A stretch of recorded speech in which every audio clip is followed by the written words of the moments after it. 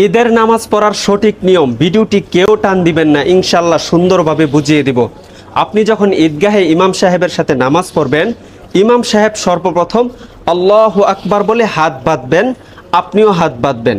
তারপর ইমাম সাহেব সানা পড়বেন। সানা পড়ার পর ইমাম সাহেব অতিরিক্ত 3 বার তাকবীর দিবেন। আল্লাহু আকবার বলবেন, হাত ছেড়ে দিবেন। দ্বিতীয়বার আল্লাহু আকবার বলবেন, হাত ছেড়ে দিবেন। তৃতীয়বার আল্লাহু আকবার বলবেন, হাত বেঁধে নেবেন। হাত বাঁধার পর ইমাম সাহেব সূরাতুল ফাতিহা এবং অন্য আরেকটি সূরা মিলাবেন। তারপরে রুকুতে যাবেন, সিজদা করবেন, প্রথম রাকাত কমপ্লিট করবেন। প্রথম রাকাত কমপ্লিট করার পর ইমাম সাহেব আল্লাহু আকবার বলে দাঁড়ানোর পর ইমাম সাহেব সূরাতুল ফাতিহা পড়বেন, অন্য আরেকটি সূরা মিলাবেন।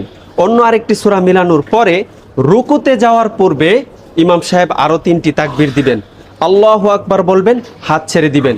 দ্বিতীয়বার আল্লাহু আকবার বলবেন, হাত ছেড়ে দিবেন। তৃতীয়বার আল্লাহু আকবার বলবেন, হাত ছেড়ে দিবেন।